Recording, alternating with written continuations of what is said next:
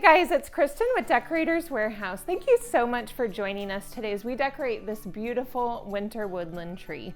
I'm going to take you through our 4-step process, which we've made to simplify the decorating process for you. And the 4 steps that we're going to be learning are our tree topper, then we'll go into our ribbon, our florals and sprays, and then we'll end with the ornaments.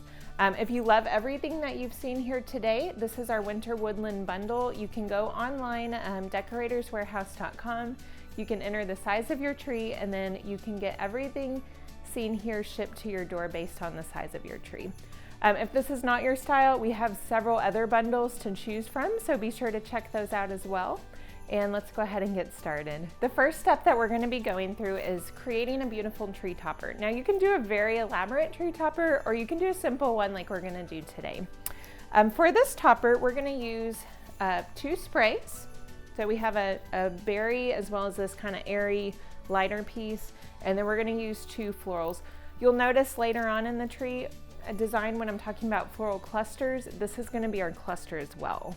So when we do the clusters, we'll have 1 per foot of tree in the body, and then we're going to do 2 in this 7.5 foot design, 3 in a 9 foot design. Okay, so at the top of our tree, I'm going to kind of just go ahead and marry these. And by that I mean we're going to bring, some forward and some to the back, so it almost looks like one piece. And then we're going to run these stems straight along the pole at the top. You can wrap a branch around it to hold it in place. Now the next thing I'm going to do is take 2 of my florals, and I'm going to use these kind of to create the transition into the base of the tree. So again, I'm going to run them along the pole, and then I'm going to angle them up, and then we'll do the other one kind of in this area here. And I'm going to repeat this exact process on the back side of the tree. Once your topper is placed, you're going to go straight into your second step of our 4-step process, which is using ribbon. I adore ribbon. I think it makes such a big difference on your tree. And when using a high quality wired ribbon, you're actually able to store this and then pull it out and use it season after season. The ribbon I have today is already cut, but I actually recommend placing it and then making the cuts based on your placement. So we're going to start, I'm going to leave a tail. I have 2 ribbons together. I usually will do either a solid or a repeating pattern on the bottom, and then whatever the more patterned ribbon is on the top. So since this is a plaid and it just repeats, it's almost, it's perfect for the background. Okay, so we're gonna make a loop, and then I'm gonna go ahead and place this here at the top of my tree, kind of right at the base of our topper, which will create a nice transition into the body. Okay, and then what I'm gonna do is I am going to create another loop, probably 18 inches or so. Secure it, wrapping a branch to hold it in place. Then I'm going to pull it kind of to the other side a little bit and wrap it in place here as well. Now we're going to repeat this process working all the way around the tree. Since I'm on this side, my next series of loops will be offset a little bit. I'm starting kind of in the middle of the section that I have already placed.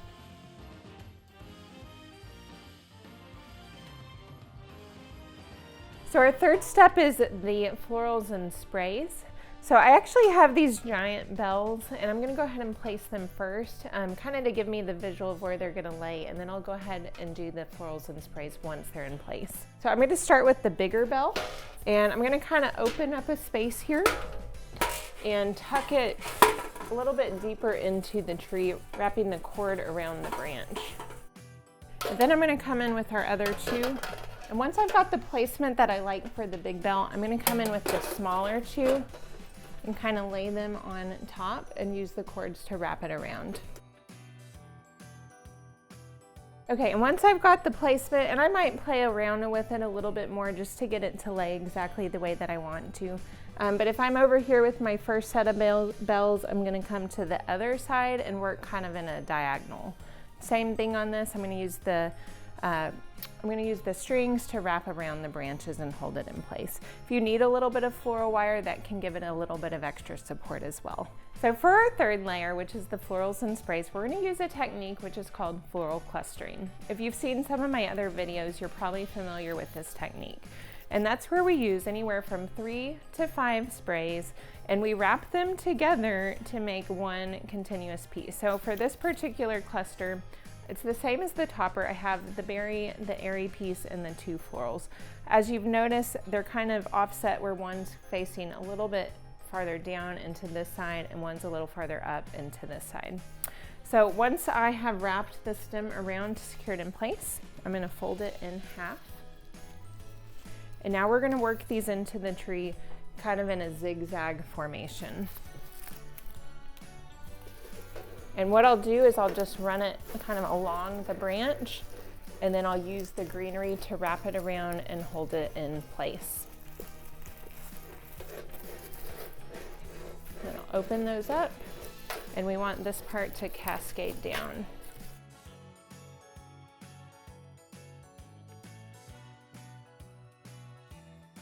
Okay, once all my clusters are placed, I'm going to go ahead and finish my floral and spray layer. So for this particular design, I'm going to use this individual stem poinsettia and then these 3 sprays. You always want like a good variance of sprays, and then a good rule of thumb is 1 per foot of tree. So on a 7.5 foot tree, 7 of each style for the body of your tree. 7 clusters and then 7 of each of these 4 pieces.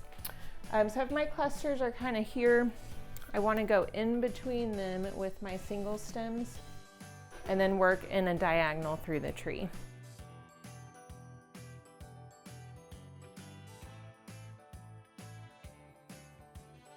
Okay, once all my florals and sprays are placed, I'm going to finish with the ornaments. So I'll be using a variety of balls, 2 different colors of shatterproof. I've got a beautiful bigger pearl size. This one's called cashmere. It's a nice kind of a rich brown, and then this airy textured ball here. So when working with these bigger balls that are shatterproof, these are going to go deeper into the tree. So you're going to kind of lift the branch and tuck them in like that. Okay, and the very last thing we're going to do is I held on to 1 roll of ribbon, an accent ribbon that I'm going to come in and just kind of fill in little chunks or little holes that I still see on the tree. So for this particular tree, I think it'd be really cute to do a little bow on top of each bell set. I'll just cut this at a fishtail, leave a tail, do a loop, twist, and do another loop and twist. Okay, and then I'm just going to secure this right here at the top of the bell set.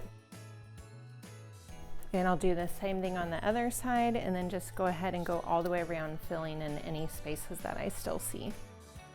Now, one little accent that I love to do for the ribbon, you could just leave a tail, or we can make a little 1 loop bow with the tail a loop, twist, and then I'm going to leave another tail.